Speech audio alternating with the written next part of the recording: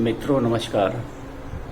आज मैं अपनी बात रहीम दास के एक दोहे से करना चाहूँगा। जो रहीम उत्तम प्रकृति, रहीम दास ने कहा है कि जो रहीम उत्तम प्रकृति का कर सकत कुसंग, और चंदन विष व्यापत नहीं लिपटत रहत भुजंग। यानी कि रहीम दास का कहना है कि जिस भी व्यक्ति या वस्तु की प्रकृति उत्तम होती है उसको परिस्थितियों का कोई फर्क नहीं पड़ता कि वो किन लोगों के बीच में है, कहाँ है। तो आप सोच रहे होंगे कि आखिर मेरा ये कहने का मतलब क्या है। तो यहाँ पर मेरा कहने का ये मतलब है कि उत्तर प्रदेश विधानसभा का चुनाव अपने अंतिम चरण में आ पहुँचा है। हमारे आसपास के 9 ज़िलों की 54 सीटों पर जो है परसों वोटिंग होने जा रही है। तो इसी सिलसिले में मैं कुछ अपने आग्रह रखना चाहूँगा आपके सामने, क्योंकि हम जब जनप्रतिनिधि चुनते हैं तो वो जनप्रतिनिधि जो है बड़ा ही महत्वपूर्ण एक रोल होता है हमारा।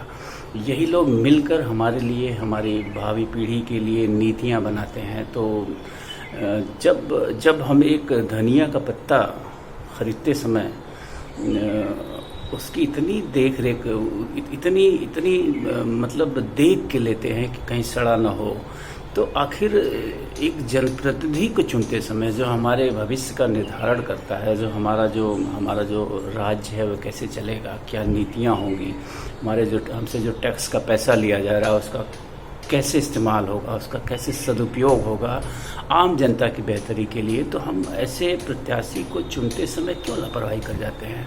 तो मेरा यही आग्रह है कि इस बार लापरवाही न हो। आवश्यकता है कि हम जाति और धर्म से ऊपर उठकर और योग्यतम प्रत्याशी, जो हमारे विधानसभा का योग्यतम प्रत्याशी हो, उसको वोट दें। और ऐसा नहीं है कि हम या आप या किसी विधानसभा के क्षेत्र के लोग जो भी प्रत्याशी हैं उनके क्षेत्र में किसी भी पार्टी को वो जानते ना हो कि वो कौन है, कैसे हैं। हम सबको जानते हैं कि कौन अपराधी है, कौन अपराधी मानसिकता का है, कौन भ्रष्टाचारी है, कौन बेईमान है, कौन योग्य है, कौन ईमानदार है, कौन सच्चा है, कौन झूठा है। तो जब हम जानते हैं तो निश्चित रूप से मेरा आग्रह यही रहेगा कि इस बार हम योग्यतम प्रत्याशी का चुनाव करें। हाँ, कहीं कहीं ऐसी परिस्थितियां ज़रूर दिखेंगी जहां संभवतः सारे के सारे प्रत्याशी आपको अयोग्य दिख रहे हों। एक कहावत है ना कि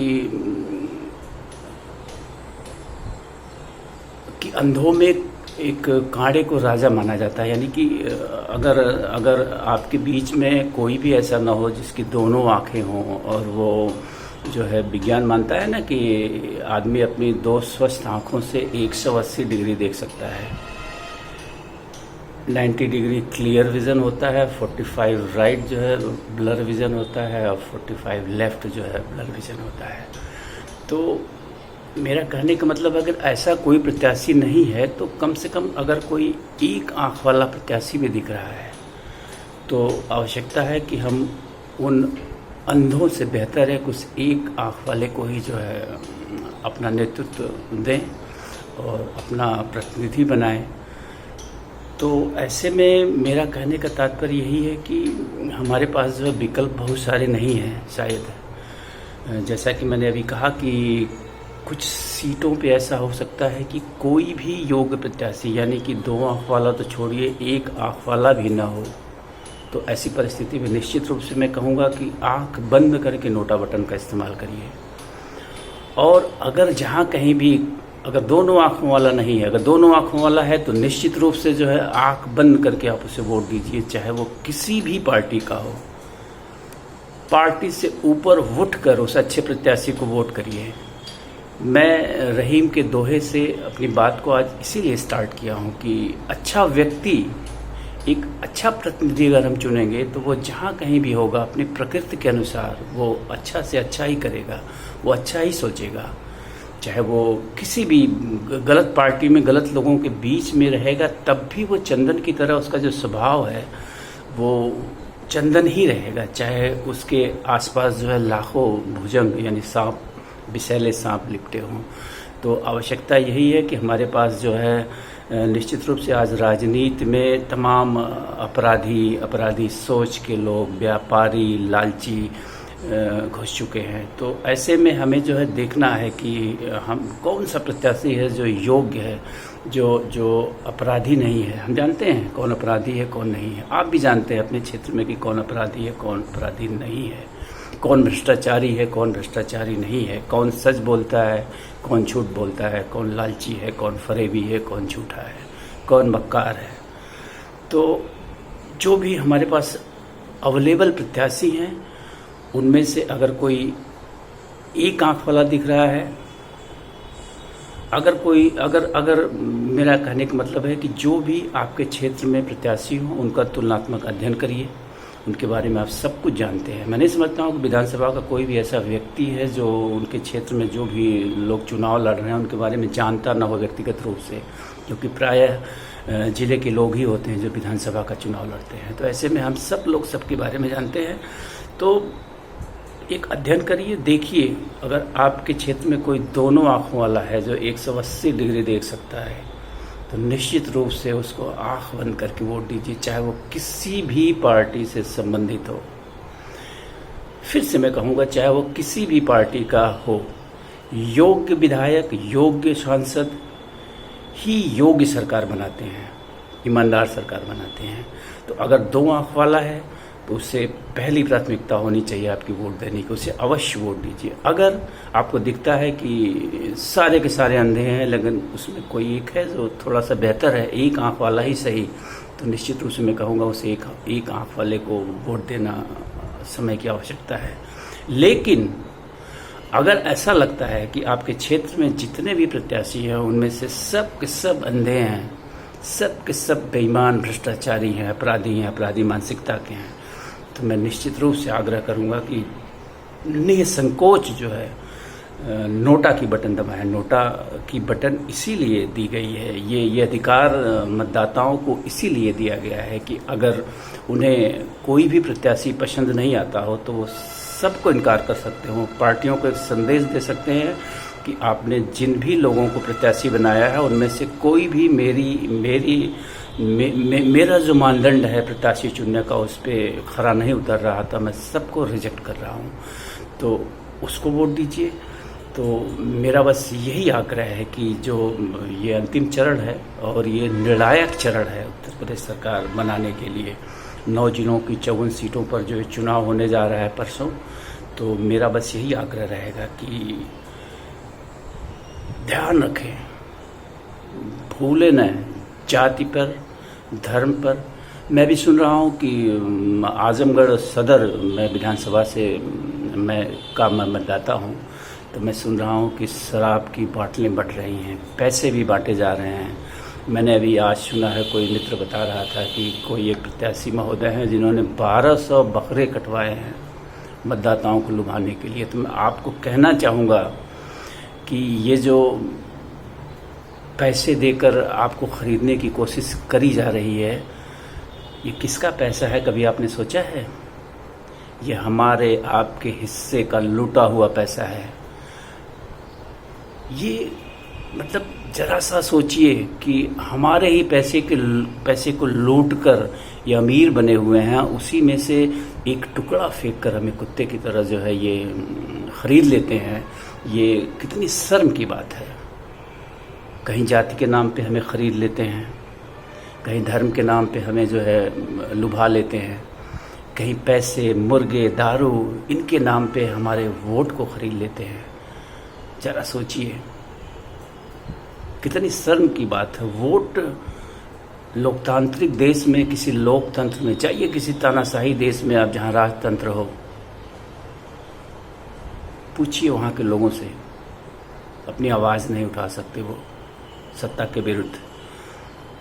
कम से कम हम भाग्यशाली हैं कि आज भी जिस भी हालत में हो, मैं नहीं कहूँगा कि हमारे देश में लोकतंत्र अच्छी हालत में है, बहुत ही बुरी हालत में है, लेकिन फिर भी है।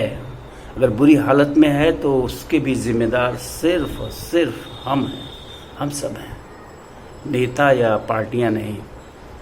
हमने इस तरह के नेताओं को, इस तरह की पार्टियों को फलने फूलने का अवसर दिया है, जाति के नाम पे वोट देके, धर्म के नाम पे वोट देके, क्षेत्र के नाम पे वोट देके, व्यक्तिगत संबंधों के नाम पे वोट देके। हमने जो है ऐसे नेताओं को जो है अवसर दिया है, ऐसी पार्टियों को खड़ा होने का अवसर दिया है। मैं कह रहा हूँ कि एक चुनाव में सिर्फ एक चुनाव में किसी क्षेत्र के, या मैं कहूँगा कि पूरे प्रदेश को ले लीजिए, अगर प्रदेश के मतदाता सिर्फ और सिर्फ किसी एक चुनाव में ईमानदारी से मेरिट पर योग्यतम प्रत्याशी को वोट दें, या अगर कोई योग्यतम ना हो तो नोटा पर वोट दें, आप देखिए अगले चुनाव से इन पार्टियों की जो है प्रत्याशियों को चुनने का जो तरीका है वो बदल जाएगा और अच्छे लोगों को राजनीति में खुद ब खुद जगह मिल जाएगी। तो अच्छे लोगों को राजनीति से बाहर किसी पार्टी ने, किसी नेता ने नहीं किया है, हम आपने किया है। क्योंकि हम आप जो है वोट को जाने क्या समझते हैं, शायद कुछ नहीं, एक मतलब जरा सी हमारी जिम्मेदारी नहीं है कि ये वोट आप दे रहे हैं 5 साल के लिए। 5 साल कौन लोग हैं जो आप पे शासन करेंगे, कौन लोग हैं जो आपका टैक्स के दिए हुए पैसे का सदुपयोग करेंगे आपके लिए, आपके परिवार के लिए, आपके समाज के लिए, आपके राष्ट्र के लिए। इतना गैर जिम्मेदार कैसे हो सकते हैं? कैसे हम धर्म के नाम पे वोट दे सकते हैं किसी को, अयोग्य व्यक्ति को, किसी अपराधी को, किसी दंगाई को? कैसे हम जात के नाम पे एक अपराधी के साथ खड़ा होने में गौरव महसूस करते हैं और उसे अपने नेता मानते हैं? क्या आपके जात में कोई योग्य पढ़ा लिखा नहीं है? अगर आप जातिवादी ही ये मान लेते हैं एक बार को, तो क्या आपके क्षेत्र में कोई ऐसा नहीं है, आपके जाति में कोई ऐसा नहीं है जो योग्यतम हो? है, लेकिन गुलामी की जो मानसिकता हमारी है वो गई नहीं है अभी। सदियों से गुलामी की इस मानसिकता के ही वजह से हम गुलाम रहे हैं। कभी राजघरानों की गुलामी किया हमने, कभी जो है मुगलों की गुलामी करी हमने, कभी अंग्रेजों की गुलामी करी हमने। क्यों? आइए, वक्त है कि हम अपने अधिकारों को समझें। इनमें मत का अधिकार सबसे महत्वपूर्ण अधिकार है। तो इस अंतिम चरण की वोटिंग में इन 9 जिलों की 54 सीटों की वोटिंग, जो कि उत्तर प्रदेश सरकार बनाने के लिए बहुत महत्वपूर्ण साबित होने जा रही है, मैं आपसे सिर्फ यही आग्रह करूंगा कि अपने कान खुले रखिए, आंखें खुले रखिए, दिमाग का इस्तेमाल करिए और अपने आसपास जो भी लोग चुनाव लड़ रहे हैं, जिन भी पार्टी से, उनमें तुलनात्मक अध्ययन करिए, देखिए कि सबसे बेहतर कौन है, उसको वोट करिए। अगर लग रहा है आपको कि सब के सब बेकार हैं, तो निश्चित रूप से मैं यही कहूँगा कि बेहिचक जाकर नोटा पर वोट करिए और अपने इस विरोध को पहुँचाइए सरकारों तक, पार्टियों तक, भारत के चुनाव आयोग तक, कि हमारे क्षेत्र में सभी पार्टियों ने अयोग्य प्रत्याशियों को जो है टिकट दिया हुआ है। तो एक बार फिर से आप लोगों को प्रणाम कहूँगा, नमस्कार कहूँगा और आशा करूँगा कि बदलाव के वाहक बनेंगे आप और अपना वोट जो है, वोट के अधिकार को, इस कीमती वोट को गलत व्यक्ति के नाम नहीं करेंगे।